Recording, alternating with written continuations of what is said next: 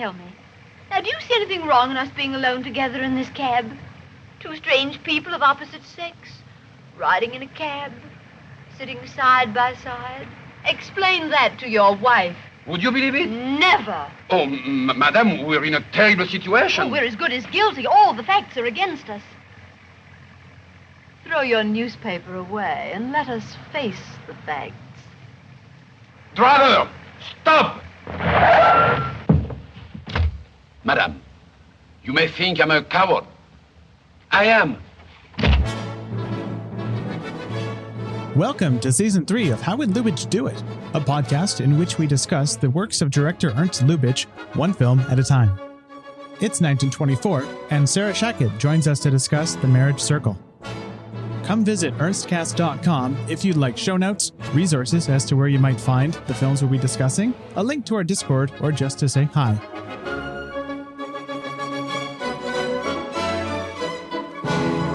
All right, we are here as part of the New York sessions with Sarah Shachat. Sarah, I have two questions for you. One, tell me about yourself. That's a statement, not a question. Two, what provoked you to say yes, other than being invited, to a Ernst Lubitsch podcast episode about a film wherein the restoration for it that exists by the MoMA is actually unavailable, and we had to watch on a very potato quality screener. Yeah. Tell me about what provoked you to say yes to The Marriage Circle, and who are you? That's a couple existential questions. I love it. Hi, my name is Sarah Shachat. I'm the associate craft editor over at IndieWire, and I love Ernst Lubitsch. So this was just like an easy, immediate yes. It's funny, we're recording this in December, and episode 2 of the show just came out with Dara Jaffe, who graded my first film paper when I was in college. Wow. It's a small world. It is. Yeah. Dara's wonderful, and her episode is wonderful. So I felt very connected to like my film nerd college roots, which is where I found Lubitsch. I think not even in a class, just like a dear friend of mine had bought a pre-code Lubitsch box set with like Blackbeard's Safe Wife and Design for Living and Trouble in Paradise, and would just start having them on in this shared common space. And I sat down and watched Design for Living with him and was like, what is happening? What is Gary Cooper? I didn't know he could do that. He's in a tuxedo and just completely fell in love with sort of the wit and the humor and the Lubitsch touch, as I'm sure everybody talks about. And then when I love something, I can get a little rabbit hole completionist about it. So I tried to go find as much Lubitsch as I could at a certain point my senior year of college. And I believe the first time I saw Marriage Circle was like in a 2-part Daily Motion video on the internet. Terrible transfer, absolute garbage quality. But I still thought it was really funny and really modern. And what I love about this film is I think if you showed it to someone who doesn't have a lot of context for silent cinema, they wouldn't find it to be remarkable because a lot of the visual language is the language of romantic comedies that we still have today. And I love that you can sort of see that DNA all the way back in 1924. I think that's very cool. His films have this simultaneously gilded old quality, right? They all feel like from the 19th century in some ways, and yet they feel shockingly modern. Like, how did you get away with this in 24 up until the end? Yeah. Even the postcode stuff has a winking level of sophistication of, we're all in on the joke. That this is part of the fun of it is sort of juxtaposing this high class setting with, I think, very low sexy humor. And that mix together is just delightful. It's not just that he found ways around the code, too. It's that there was almost this homeostasis. Yes. For everything he wasn't allowed to do, he found something that the code didn't dictate against, but was shocking. Yes, he airbutted it. He truly did. And not just for comedy. I think about the opening of To Be or Not to Be. No film would do that like now, let alone in 1941. Opening with a string of Heil Hitlers. Just Heil Hitler in the street, But he found a way to make it funny and to make the transgressive, to have empathy in that moment. Or like the Fewer but Better Russians, or even Clooney Brown. The incredible amount of innuendo in that thing. Yeah. Although, to bring us back to Marriage Circle, I don't think anyone is hornier in a Lubitsch film than Marie Provost in this one. Yes. Her character, Mitzi, is unstoppable. Yeah. You can watch this movie very much without intertitles. But one of the few ones we do get is like, I need love, she says. I'm like, yeah, you do. She really does. She's not lying. No exaggeration there. And to get right into her character, Adolphe Menjou, I mean, I love that man. Oh. But Mary Prevost as Mitzi, she made the most impression on me in this movie because she's this almost inversion of the type that we expect from Lubitsch. Yes. And usually it's the men in his films, sometimes problematically so, that are basically, and this is a trope that was omnipresent at the time, of course, stalking the women. And in this case, it's Mitzi just completely unrepentantly. She never ever has to pay for her crimes. Oh, no. And, you know, it really is, the film earns its title, The Marriage Circle, and the way that it ends is she gets the consolation prize. Yes, Creighton Hill as Dr. Muller. Yes. This is a film, I mean, I'm trying to stay away from plot recaps in this, but this is one where it's so entertaining to figure out who's who in this movie. Right. So you got Monty Blue as Dr. Braun, his wife Charlotte as the A couple, basically, but they're introduced second. Yes, which is a very interesting choice. Yeah, because first we're introduced to Mitzi and Professor Josef Stock. I always have to guess the pronunciations of names in silent films because they're never said. Who'd have thunk it? So we're introduced to them, and Mitzi is immediately this horn dog who just wants to get with Monty Blue, Dr. Braun. Yeah. And you have Adolphe Menjou as Josef Stock, who could not care less. He just wants to get divorced. Yeah, no, he's busy doing his resistance rope exercise, whatever he's doing in the beginning. He is not interested in sex and sees this interest that Mitzi has as a opportunity. Mm-hmm. Which is the weirdest thing. It's very funny because she can't wait to leave and he can't wait to have her gone. Show her out the door. And if they would just talk about it, they could probably work something out. But no, they each have to turn around 3 times and go through their little circle, their dance. Yeah. The marriage circle. And meanwhile, you have the A couple, which is Charlotte, who has eyes for Creighton Hill as Dr. Muller, and Dr. Braun, who truly seems to only really have eyes for his wife. So you have this endless, you have the circle, right? And you also have Miss Hoffer in the mix. Yeah, briefly. As a red herring? Yes. This poor woman who's minding her own business is just trying to have fun at a party. Esther Ralston, I think, is her name. Who, again, is only in the movie for 5 minutes. Yeah. But she's a plot device. Right, is because it sort of is this merry-go-round of pairing different permutations of these two couples and assorted extras up and having different people be jealous of different people get with different people. It's truly wild. The amount of times the film shifts permutations is incredible. And it's interesting to me how, I mean, comparing this to 1 Hour with You. Right. 1 Hour with You is quite a bit simpler in its plotting. Quite a bit. Yeah, and there's no doubt as to who the A couple is. I was expecting this to be the Adolphe Menjou, Mary Prevost show. Right. And they're not the protagonists. And that was, I mean, I was a little disappointed because I thought they both lit up the screen in their own they're ways. Both more interesting. That's for sure. And it's odd because who we're meant to root for is divorced from who we're following in the film. Because we're following Mitzi very much. And I think that's a common, I don't even want to say issue, but it's a common phenomenon in this era of Lubitsch's movies. Yeah. Where in this time period, I mean, Rosita, before this, Mary Pickford is the ostensible protagonist and she's fine. But Irene Rich as the queen, I think makes the most profound impression in that film. In fact, she has the most agency of anyone. She drives the plot more than just about anyone in the film. Yeah. So you have this dynamic where the person that you are most invested in is 4th most important character in the whole film or 4th build. Right. Yeah, it's odd. And there is a confrontation between Mitzi and Charlotte at the end. And if you're reading lips, it's quite explicit. Oh, really? I'm phenomenally bad at reading lips. I'm pretty okay at it. But yeah, I'm pretty sure that Florence Beador just straight up calls her a bitch, like as part of the scene. And it's just not glossed, obviously. But Mitzi doesn't get any comeuppance. She drives the plot. It sort of revolves around her wants and whims. And she rides off into the sunset that is very definitely Southern California and not Vienna. But that's okay because we can pretend it's Vienna. Yes. And this is one of the formative, Paramount Paris. Right. Even though it's Vienna, the same idea applies. And, I think this is one of his least convincing. Yeah.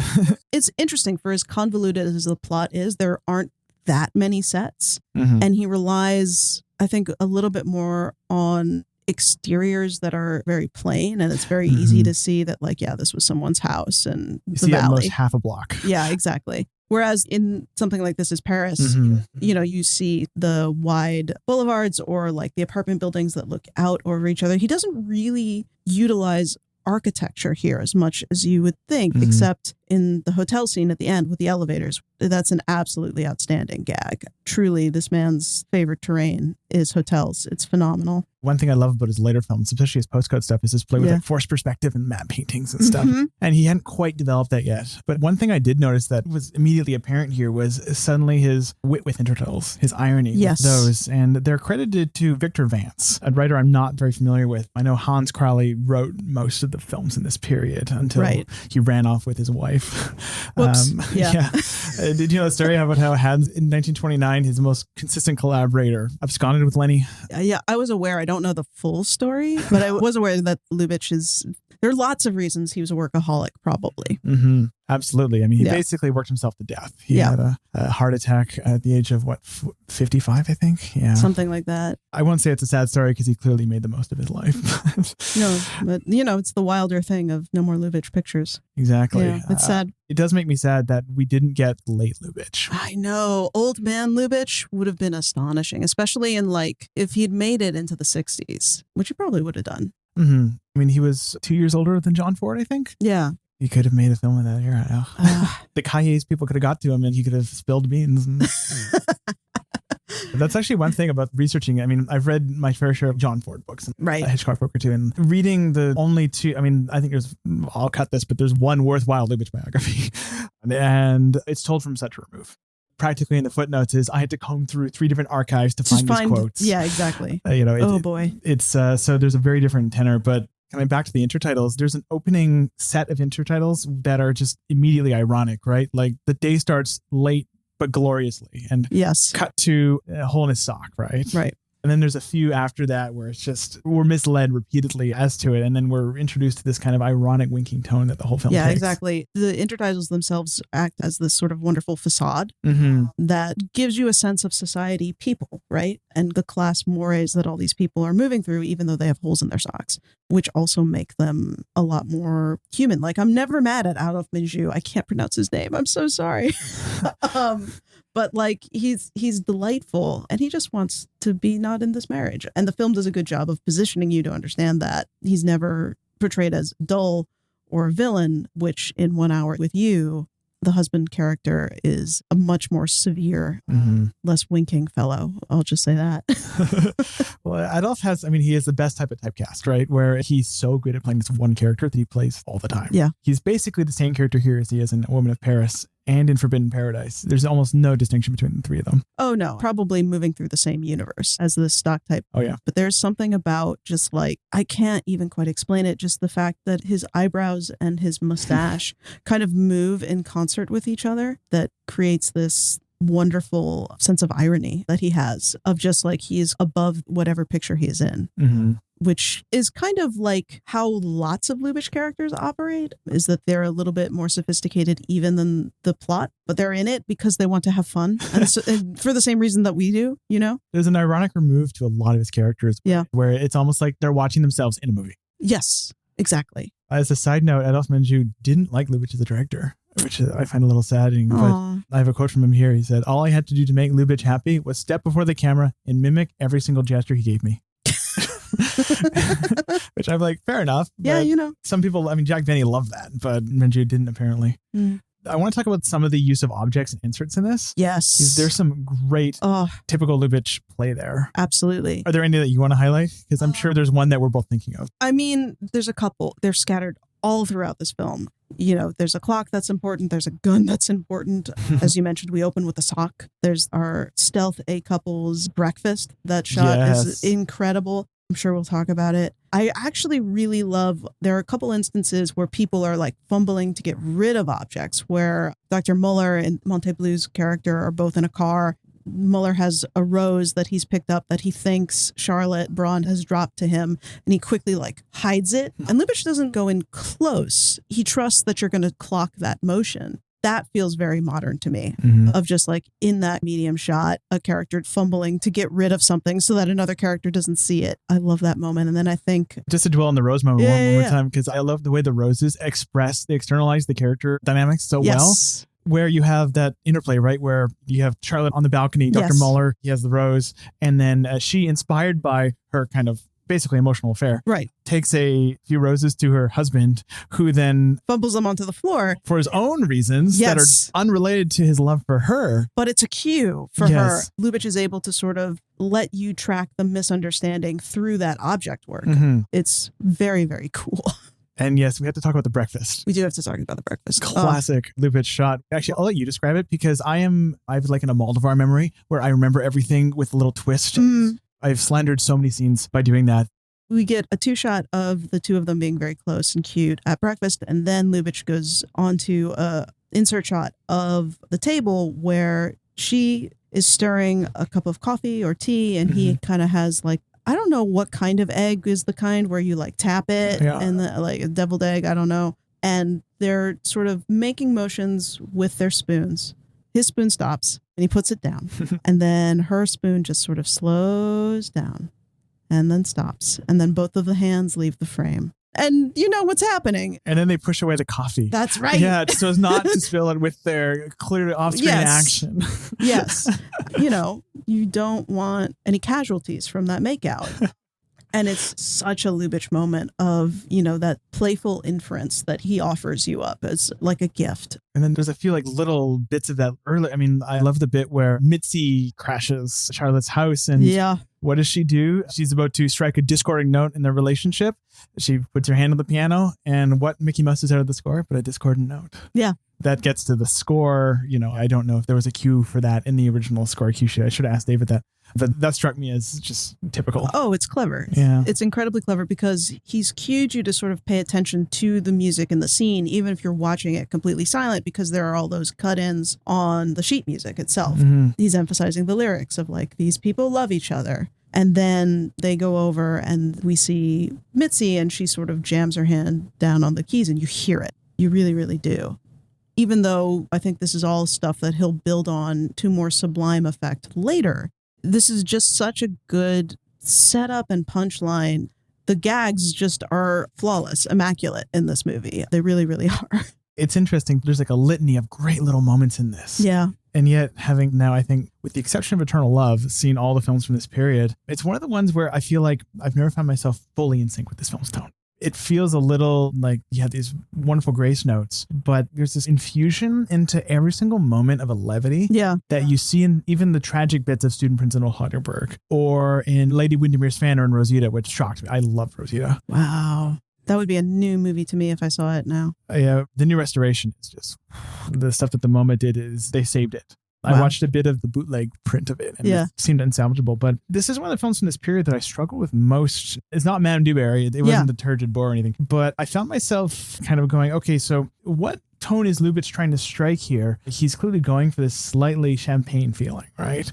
And yet there's scenes that go by that almost feel like they're there to get across the deck chair rearrangement of the plot. That is the problem with it, is that it's not that this is a love pentagon and there's a lot to manage. 1 Hour with You proves you can manage it quite well. But it does feel like someone was like, okay, but we need to know how she gets from the doctor's office to here. And there's a lot of deck chair arranging is, I think, a great way to put it. It pays off in moments like the party sequence where we see Mitzi do a fairly bang-up job of sabotaging the relationship between the Brauns. But the air goes out of the balloon a little bit. It feels to me a lot more like, not quite a Looney Tune cartoon, but like it was funny to rewatch this movie after watching a lot of White Lotus.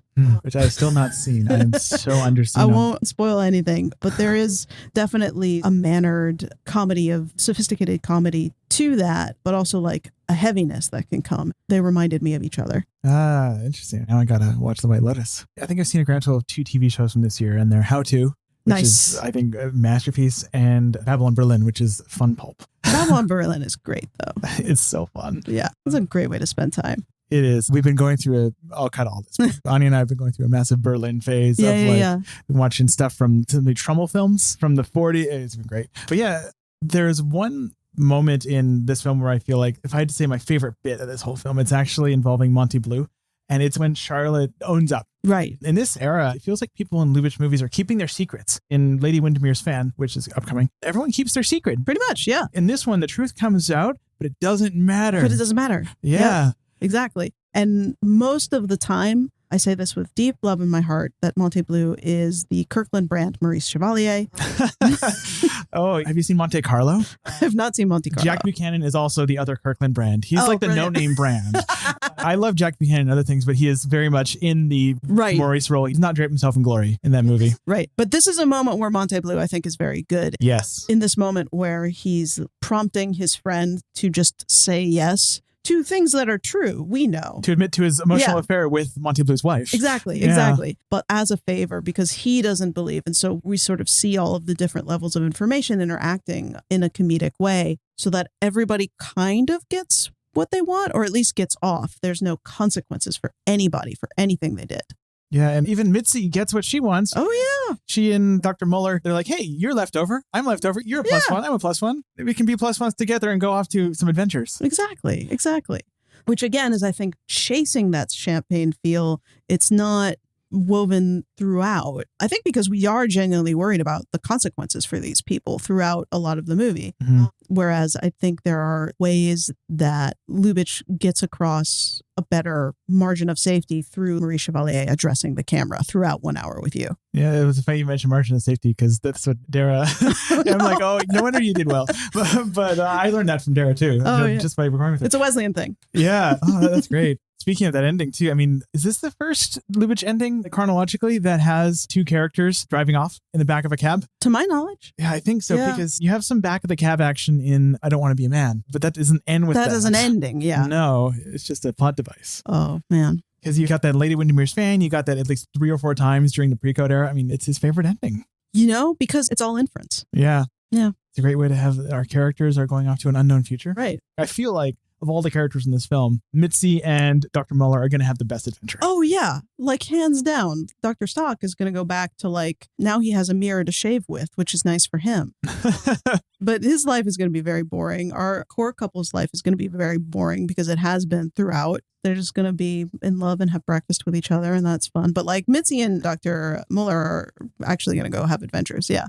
Exactly. And that's part of why I think they're, especially Mitzi, I mean, clearly Lubitsch is drawn to the rebels at all times. Oh, yeah. Yeah. Even when they're not. It's that morality thing. I have kind of a overall thesis about Lubitsch's morality, which is that interesting. He's more interested in, it's not about your righteousness. It's about your ability to successfully play act as something.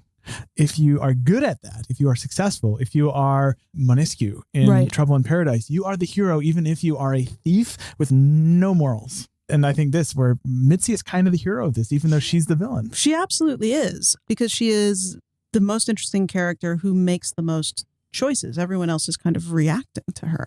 Yeah. And she's not impersonating as anything. She's being very genuine. But you're right. There's like a certain ability to manipulate others, to get others to feel things or think specific things, that his best characters are very good at that. She's enterprising. She sure is. Yes. She sure is. Even when she's stalking her best friend's husband. For no reason, at the drop of a hat. Yeah, we're never really given a motivation for why. It's just that she's clearly has some magnetism. Yeah. I mean, she's bored. I get that. And Monte Bleu, I mean, he's a good-looking guy. He's a good-looking guy. With the most face paint ever. I mean, I bet on like a nitrate print it looks great. I'm sure it does. I'm sure it looks better on nitrate. And also, it's unfortunate in this film in particular because there aren't that many like really atmospheric, expressive moments. There are a couple where Monte Bleu and Marie Prevost sort of walk off into the garden. Yes. And sort of into darkness. Like, that's a very wonderful, expressive shot. But there's stuff going on in 2 minutes of the docks of New York that puts this just completely to shame. I think Charles Van Enger shot this, and Charles Rocher, who shot a little film called Sunrise. Yeah. I think Charles Rocher, his work in Rosita is significantly more evocative to me. Like, you got that nighttime sequence just in Rosita. There's nothing in here that approaches that, or even in like The Wildcat, if you've seen that from his late Berlin period. I haven't, no. Where he's just doing, I was supposed to say wild. It works. Unreasonable things with aspect ratios in that movie. Oof. That's cool. Yeah. I mean, I feel like he's figuring out how to be disciplined in this film, right? This is a film where he's suddenly nailed down. He's gone, okay, I'm going to dispense with all of the frills, no giant crowd scenes. Yeah. I think he has that quote of how many times can you see thousands of people? And Rosita does have a cast of hundreds. And I feel like he almost sawed off a few too many edges. No, it feels almost like a challenge film for him. He's like, okay, can I do this with 3 sets and 5 people? And I get one party scene. I get to cheat once. Yes. but it does feel very constrained. And so I think he's very smart and psychological in how he puts his camera, but it doesn't move. It doesn't feel as fluid the way other Lubitsch films do. Mm-hmm. And there's only a couple of shots that really stuck with me. There's one point of view shot with Adolphe Menjou looking down at the car. Oh, that's right. Yeah. And I'm like, whoa. Now with the hindsight of having seen Lady Windermere's Fan, he would explode that in very satisfying ways later on. Just play with point of view during the later part of this era is magnificent. Yeah. But this feels like the first. I'm like, whoa, there's a spark. And I think that it's something where, because the plot is so convoluted and he's managing all of that, I feel like maybe he didn't have as much or didn't feel as free to do as many point of view things. Whereas, Lady Windermere is technically established IP. So you can you can play a little bit with it. That's true. I mean, this was based off of, this was based off of a play of some sort. And you feel the theateriness of it, of there would be a charge of when people entered and exit on a stage. Yeah. That's hard to convey in the film, although he figures out a couple ways to do it in the party sequence. And then again, later at the hotel in terms of people just missing each other and, people switching things around just before another person appears and stuff like that. Yeah. And the play is Only a Dream by Lothar Schmidt, circa 1909, which actually also gets at a lot of his films from this era feel like a mishmash of time periods. Yeah. Forbidden Paradise is that to the extreme because you got 20s cars in a film about Catherine the Great. Yep. Which is incredible. In this case, you have social mores and kind of even interiors that feel 19th century. And again, early 20th century cars. Technology, you have his exercise machine, which again could be 200 years old, but feels very modern. There's these sort of little incongruous details that make it more modern, but there's psychologists who are treating nervous women, and that just feels like, why are we in the 1850s all of a sudden? Exactly. It's not quite smoothed out, but you can see that there's this one shot where the two women are catching up for the first time, and there's this little fade in the middle of it to sort of capture the passing of time. It's like, oh, you're so good at this. Mm-hmm. You've got it. You understand how to convey information using the tools of cinema and using the camera. But there's just a lot of other stuff going on in this movie. This is where I can kind of loop in A Woman of Paris because this was his first production after having seen that. And there are so many little details. I mean, even just the casting of Adolphe Menjou, who's in A Woman of Paris in a very similar role. Little details where it feels like tonally, even the language of the film, the way the shots are constructed, it feels like he had a notepad out during that movie. And there's contradictory things I've read and heard and been told about the degree to which Lubitsch was influenced by that versus the later DeMille films. Right. But I can't help but see a commonality in that cinematic language between this and A Woman of Paris. It's like a switch flipped and suddenly, he's making films with 4 or 5 people, maybe 2 or 3 at a time in rooms with lots of innuendo. Yep. I didn't really have an out from that, but the continuity of the film was interesting too. Yes. In that there is continuity. Which is mostly to the advantage of Marie Prevost and not the main couple at all. Yeah. One thing I find interesting is the splitting up the couples at parties thing. How many years has it been? It's been 98 years since this thing came out. I'm always interested in the art of splitting up couples at parties, which again, I keep forgetting exists. And then I'm reminded that it was a norm at some point somewhere that I'm very much ignorant of in this film. And I have nowhere to go with that, but that was a note I had there. Why do they split up couples at parties? Well, again, I think there's a logic and an etiquette of parties that we've lost that's present in this film and also in 1 Hour with You and also in a lot of his sophisticated stuff, but that feels like we lost it around World War II. In terms of you weren't sat next to each other, you were sat with a partner who was not your spouse or partner, and that you were expected to dance with lots of different kinds of people, and that it feels not only normal. And the problem isn't that they're split up. It's that, okay, he's talking to the wrong woman. You go run interference. Best friend of mine. It's the instigator for the entire climax of the film. Yeah. The miscommunication there, where it's, no, he wants to sit next to the person that Charlotte thinks is the person he's having an emotional affair with, basically. Yeah. Or an affair of some sort. But no, that's just the safe woman he wants to be. No, he wants the other woman to be away. Yes. I will take anyone. Please come sit over here. Don't sit me next to my stalker. Yeah. I do lament. I understand why it's different in 1 Hour with You, but in the Chevalier movie, it's that he can't tie his own bow tie, which the Mitzi character unties. And so now he's in trouble. And in this, it's like he offers her a cigarette case, which she throws away. And the back and forth of the cigarette case is so good. Because he can sort of compartmentalize and ritualize movement to such a degree that you can tell how each step of offering the cigarette, tap, tap, tap, and like like each of it is an advance, which is probably why he's so particular / wearing on actors of just like, do what I tell you to do. It feels like it's because he can make each motion feel like each step in a dance. And it's very, very fun and sexy in the moment, for sure. I think you've hit upon something that's very key to how Lubitsch sees actors and characters, where especially now when we're trained to see actors as primarily conduits for a coherent character where we understand their motivations and those traits, motivations inform their performance, right? Right. Naturalistic acting, right? And Lubitsch, obviously his films are made in a more performative era, but even beyond that, I think he's even a little more arch. Yes. Than most, where, and I think this is maybe why some actors didn't maybe enjoy working with him, others did. He sees those gestures as the primary role, right? Where it's not about, hey, you are this character, you're doing this. It's no, I have preconceived of a series of actions for you to take, and those are how the audience will understand you as a character. So communicate those exactly the way I want you to as clearly as possible. Right, because the character comes out of objects. It comes out of things that we can only half see or infer. And you're right, a lot of the times he uses actors' bodies exactly like that. Although not, I want to give everybody in this movie a little bit of credit. Like there's a moment in the party where like Marie Provost, who has such sort of beautiful eyelashes and hooded eyes, she just does like a slinky move where she looks down her nose when she's about to be like, I am going to fuck up this woman's entire life. And it's this great modern naturalistic moment of acting. So there's room for that in here too. But he, I think, primarily sees things turning in more sort of a puzzle construction, geometric kind of film logic.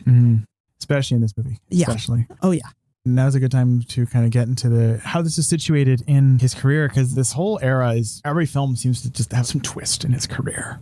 Because at this point, what's happened? He has Rosita, his flirtation with United Artists did not really go his way. Alas. Yeah, I mean, the film is great, but he had a horrible experience. So what does he do? He signs up with Warner Brothers. Noted bastion of sophisticated comedy, Warner Brothers. Yes, and we have stories.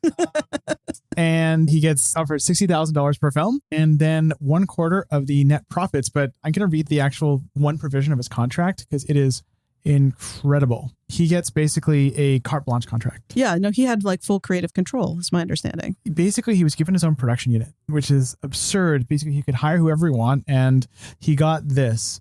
Lubitsch shall have the sole, complete, and absolute charge of the production of each such photoplay, except in matters involving money, and that the story shall be selected by Warner and approved of by Lubitsch. Such sole charge shall include the sole direction, control, and supervision, as well as the hire and discharge of the scenario writer, the cast, and it goes on and on and on. Like every single department is listed. Warner agrees that there shall be no interference of any kind whatsoever from any source with Lubitsch with respect to any matter or thing connected with the production, cutting, and final completion of such photoplays. Is that like the first carte blanche deal? Yeah. I mean, maybe in contract. I feel like probably Griffith had a conversation where he was then allowed to do whatever he wanted. Otherwise, you don't get to make Intolerance without that. You know? Yes, maybe there should have been a contract. But yes, there is some. I'm no historian, but this sure feels like unprecedented for that moment in the production system that was going. Especially for a relatively, not untested, but he was new to Hollywood. Yeah. He'd been there a year. And, his German films had broken through to the States, which is not nothing. But it still feels a little bit wild. And I think it feels like a very Lubitsch thing to happen, that he can embody the sophisticated European director and then get what he wants. Whether or not the foundation of that is true, he's able to make it happen. I can only infer that he had some incredible negotiating skills, because the fact that he managed to do this, and also within 10 years he was the production head of Paramount, that doesn't come accidentally, I guess. When you're a director, especially with strong creative feelings. But on the other hand, he walked into kind of this hornet's nest at WB of like, they were a rough and tumble studio, they were an upstart, they were hungry for prestige, and you had the sibling rivalry between Harry and Jack and Sam. And there's books on this that I won't get too deep into it, but there is one anecdote I want to relate, and again, 50% chance I cut this because it is incredibly bewildering. So basically, this is from the Scott Amon biography of Ernst Lubitsch, Laughter in Paradise. I'm going to quote word for word because this is incredible. This is how Warner Brothers would impress possible investors. Okay, this is investor comes onto the lot. What do? They get everyone to almost pretend to be a film crew and make it look really great. Yeah. Byron Haskin, a cameraman at the studio, remembered production stopping fairly frequently in order to impress potential investors. He said, "We would get every camera out of the vaults, set it up on a phony set, and grab a few of the extra people around. Anybody was the director, anybody was the cameraman, nothing was actually happening, no film. Then Harry, Warner, would take them walking through and Jack would tell them, well, here's Monte Bleu, here's Mary Prevost." As the final stop on the tour, John Barrymore would be pressed into service to take the eager Marks into the office. There, they would meet Freddie the office boy, who was renowned for the heroic proportions of his male organ and for his willingness to display it. "We used to lay 18 nickels on top of it," remembered Haskin. "That would generally be the convincer." You know, when I'm trying to make business decisions... This feels made up. This isn't the only good Lubitsch biography. Look, insert Elon Musk joke here. So we are currently recording a day after the famous poll that will go into the history books. Lord, I mean, that's absolutely insane. I've read Easy Riders and Rage. I've read the weird story. That is the weirdest. Why 18? Why? Yeah. Right? Like, it sounds like something Grandpa nickels. Simpson would say, you know? Yeah. It's like, give me 3 V's for a quarter. You'd say, you know, it's bizarre. Anyways. I have to imagine that there's a level of suspense to it of like, you think this is maybe a 10 nickel situation, but they go 1, 2, 3, and it keeps going higher. And by the time you get to 15, everybody's in. Sold $500,000 in 1924 money. You know, it's the roaring 20s, I guess. I guess. The Great Depression had not happened yet. Yeah. But anyways, there is a method to my madness of that story. And that's the type of environment Warner Brothers was, apparently, according to Harry, the cameraman. Which makes entire sense why Ernst Lubitsch, who I assume also got the tour, he was also wooed, would be like, I have my own unit here. Yes. Get away from me, everyone who I didn't pick. Exactly. This building, this one over here, that's mine. Yes, stay out, brothers. Yes. And to look ahead, probably this will be in the Windermere episode, but they had an acrimonious breakup. Oh, yeah. The telegrams they sent back and forth are memorable. This partnership lasted, I think, by mid-1926, he was basically gone from the company. Yeah. He did this one, Lady Windermere's So This Is Paris, and I think that might be it. He also did Forbidden Paradise. There was one lost film in there, too, which was, I think, not Never Been Kissed, but Kiss Me Again. He had one Clara Bow film that is lost to history. Right. This was and throughout this period in his life, just endless headaches where he would, I think partially because he was given carte blanche, he was constantly just like the subject of skepticism from the Warners because his films were not usually major hits. No, he didn't lose money, but none of them were huge. And it makes a kind of sense because he has all of this control, and what he does is he goes smaller with it, which I think is fascinating. He refused to make Madame du Barry 3. Yeah. He made 2. He made Anna Boleyn, but which is just as turgid. And I think we have to mention the sibling rivalry, where I believe Harry was quite a fan of Lubitsch. He believed in him, and Sam and Jack weren't so big on him. Right. They didn't like this idea of this, we need a prestige director, this continental director to bring in the European audiences. And his American films did not play that well in Berlin. They expected them to play well in Europe, and they didn't. They made almost all their money in the US. Yeah. Which is interesting. You'd think that people in Berlin would be like... It actually makes a lot of sense to me because these are American characters, even though he stuck them in Europe. They're very much set in Lubitsch land, especially Marriage Circle has no connection to Vienna at all whatsoever. They're Austrian sounding names, but everyone is behaving in a very American fashion. And again, I think that's part of this wonderful mixing in Lubitsch of high and low, American enterprise and European setting and sophistication. And that's part of the virtue, but it does not surprise me that these movies did not do well in Berlin. I think that makes perfect sense. So you have this throughout this period, he is having to look over his shoulder every 10 seconds. Yeah. Just like, can I get this made? Because they didn't like Hans Crowley, or one of the Warners didn't. Oh, really? The writer of a lot of these films. Yeah. At one point, they said, Ernst, here's $10,000 for the script. If you want to hire another writer, you have to pay him yourself. And so he gave the $10,000 to Hans, just straight up. Games had to be played constantly, and Ernst would test the limits. He asked for real marble. Oof. And he got a reply, you'll get marble tile. You know, you'll get whatever they use for that. Yeah. And that was just him trying to go, how far can I push this? What's the limits? So he wasn't exactly playing it safe. No, and I think that honestly, I think about that in terms of directors now. And, you know, there's some young on the come directors who get these big tentpole films. And I think it's the ones who can be really aggressive and aggressive is maybe not the right word, but have conviction in their vision and be like, no, fuck you. I need this to tell this story, who don't get lost in the churn of studio notes and of every shot being corrected with VFX to the point where it doesn't look like anything. I think that if you're in this kind of a position, you do need to push the limits in order to figure out, okay, what is the space in which I can create? So that doesn't surprise me either, that he was like, let's see if I can get real marble out of these fuckers. This is a period where it wasn't just like him trying to push the production limits. He had a real artistic vision that he was trying to realize. In the trade paper Film Daily, he, in 1927, gave an interview where he selected the marriage circle as the favorite of his films, actually, at that point, which I find that's very interesting considering I'm a huge Lady Windermere's fan and support her now. But he had this quote about the marriage story, which I think really gets at his headspace at this time. In the back of the idea was a desire to create a new form, a different technique. I mean, the process employed in developing a story along natural human lines with the characters all flesh and blood people who were just a little bit bad and not too good.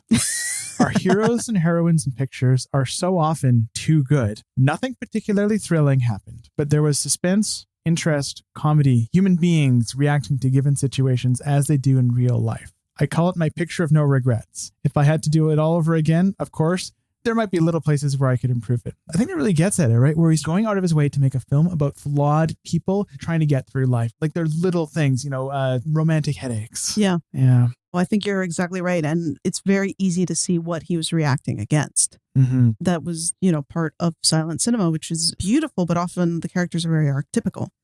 And I think this film, we're following around deliberately a character who is the most flawed of anybody in the film. And it's interesting you said that he was like, maybe I could do it again better, because he did. He did. Yeah. Yeah. And so it's clearly an idea that he was willing to go back to, which I find fascinating too. I find interesting which films he was willing to remake. Yeah. A later film of his, That Uncertain Feeling, was a remake of Kiss Me Again. Another film or two of his that he remade, yes, The Merry Jail and So This Is Paris, right, are actually based off separate offshoots of the same basic work. So it's kind of the same thing, where it's a very loose remake. His willingness to do that is interesting to me, then, that he'd be willing to, spend his time trying to reiterate on things. Yeah. And it's interesting when you look at those two movies side by side, sort of the give and take. I think you get more of characters being messy in this one, in the 1924 version, and you get a lot more of a sense of place, of space, in that wonderful home that Marie Chevalier and Jeanette MacDonald have in 1 Hour with You. It's playful in a different way when so much of the dialogue is rhyming in that movie, because it's that sort of musical of that era. Whereas with this, there's a lot more of that playfulness comes in through the dissonance between the intertitles and what we're actually seeing. So it's very interesting what moves and what shifts, even though the beats of both are almost identical up to a certain point in the marriage circle. It's been a few years since I've actually watched 1 Hour with You, so I'm going to be a little vague with my recollections, but one other distinction I remember from 1 Hour with You is that in that film, you have the Jeanette MacDonald and Maurice Chevalier characters. They have a much more direct relationship to the audience. Yeah. And that they're singing at us, both of them, especially Maurice, as he does. As he does. I remember the ending of the film so well, where they're both just singing at the camera. And yet, I don't believe Mitzi does. She doesn't, because she is not the focus of that film the way that she is here. Because there's a much more electric main couple here who are our stars and who we're introduced to first. The first thing we see in 1 Hour with You is the two of them in the park. Yes. Even a little offshoot of that, Mitzi is a character that is in so many Lubitsch films, the name. Yes. I'm curious as to why he returned to that name so many times, because I think that might be the single most common given name in his movies. I wonder, yeah. Because there's also Mitzi in the Merry Jail. There's a couple others between these, and I have no grand thesis there except Mitzi as a name he seemed to like. Yeah, I don't know if it sort of carries, there's certain connotations now where it's a sort of a joke of bad screenplays that if you have sort of a sporty female character, you name her Sam or Kate or something like that. Maybe there was some connotation of Mitzi being sort of playful and evoking that, but I don't know. And she's always a rebellious type in all those movies. In The Merry Jail, she's the maid, and yet she's also the most interesting character in that movie. Well, there you go. Just name your character Mitzi and all will be well. I mean, exactly. That'll work in 2022. If the Fablemans can do it, then anybody can. You know what? I still have not seen the Fablemans, except I've watched the David Lynch ending 5 times now, because I am shameless and I had to. It's so good. Yeah, it's maybe cut this, but honestly, it's the best part of the movie. I've heard that from so many people at this point, but I've watched it on loop a few times, certainly. As far as where Lubitsch would go from here, I mean, we'll follow along with that in the next episode, which is, I believe, 3 Women, which is a much less funny movie, unfortunately. So we have, again, Lubitsch is now landed in Warner Brothers. We're going to stay here for a few episodes at Warner Brothers in the happy, happy place where they measure things with nickels. Yeah. But this is where we have the real solidification of the Lubitsch style that we all know. Like Champagne, this is the episode where I'm going to quote Scott Eyman the most because he is so on point in this chapter. But he likens the change between his German and American films as his German films are like a brass band. Mm-hmm. And his American films are like a chamber orchestra. One is this big brash thing that announces itself, whether it's in Madame du Barry, Giant Epic, or whether it's in Oyster Princess, which is like a brass band playing jazz. And in this, you have just everything is in the tone, right? To me, the big innovation here is the tone in the register. Gone are the flailing arms, theatrics, and it's all in the knowing glances and the little things. Yeah. He's found his milieu here. Mm-hmm. Even if, as we've talked about, there's still things to refine, but all of the tendencies that make the Lubitsch touch are here. And I just think in terms of setting up discrete moments of setup and then payoff, you really feel him get it right a lot here. We were talking a little bit about this off mic, that this feels like a Charmander film. There's more of an evolution. And I watched this movie and I'm like, okay, now I get how Trouble in Paradise happened. It didn't just happen. Mm-hmm. First, he had to make Marriage Circle so that movie could work. And you could have really amoral characters that we'd love to follow around. And so it feels very much to me, Marriage Circle, like this sort of wonderful evolutionary look back that doesn't lack sophistication. Crucially, I think, a lot of times you watch stuff that's building blocks and you're like, oh, that's cute, but it's not quite there yet. I mean, it is all there, but it just shows you how much further room he had to run is what struck me watching this film again. Late Lubitsch built upon this film in so many ways. And I would actually liken a film like Ninotchka, which I think this template written by Billy Wilder, it reminds me almost of something like Ernest Lehman's screenplay for North by Northwest. A director's been around long enough that fans of that director know working for that director, and they've been brought up in that style. So they go, I'm going to bring this to its logical conclusion, right? Because that was North by Northwest. Ernest Lehman is, I'm going to write the most Hitchcock movie ever. That's possible. Yeah. And that it almost feels like this is the first version. And that, again, not to make anything ever seen inevitable, but it feels like Lubitsch would iterate upon this. And at my favorite period of his career, which is late 30s, early 40s, he would be working with people who would be influenced by movies like this. Exactly. Felix Bressart builds on what Adolphe Menjou does here, for sure. I hadn't connected those two, but that's a really good connection because Bressart has that same aloofness. It's just that it's almost like this specific aloofness. I mean, he's a much more, not relatable, but you want to give Bressart a hug. Yeah, exactly. He's more of a hound dog, but still embodying that same sort of level of remove. Mm-hmm. It's really particular to him, but I thought about him a little bit while I was watching this. Mm-hmm. I was like, this is where he'd plug in if he was here. That's a really good point because I think Adolphe Menjou feels more like an alpha kind of character, like a type A personality. Yeah. He's like an alpha aloof. He's almost showing his dominance. Yes. Being aloof versus Bressart. He just wants to kind of get back at his in-laws. He just wants to avoid all conflict. Right. Why can't we store the jewelry in 3 or 4 safes? I always felt Bressart was he was kind of Lubitsch's stand-in in a lot of ways. Yeah. Depending on the film. Anyways, he's my favorite actor in any Lubitsch movie. Oh, for sure. And Shop Around the Corner. Yes. Or even in To Be or Not to Be, right? Yeah. I've related this so many times at this point. You've heard the Dara episode where I mentioned this, where both that character Greenberg and Lubitsch wanted to play Shylock, yeah. I thought that's so touching. But yes, thank you so much for I'm this random traveling Canadian podcaster who has come in with my tote bag into your city that's an order of magnitude larger than my city and deigned to ask people who I really enjoy the writing of to be on this. So thank you so much for making the time. It means so much. Dude, thank you so much for the invitation. I've told you I would talk about Lubitsch at the drop of a hat. But it's really wonderful. I mean, right back at you. See people whose work I admire and whose thoughtful approach to film form I look to, which is not geolocated in New York City. You're saying it's not? Oh, that's what everyone in Vancouver says. You got to go to New York. You don't have to be here. And here is nice, but other places are nice too. There's also LA? There is also LA. Yeah, don't go to LA though. There are other places, but but seriously, it's so wonderful to see you doing this, and I'm excited to hear all the great people you're going to have on the show. And yeah, thank you so much for having me. Next week, James Penco joins us to discuss 3 Women.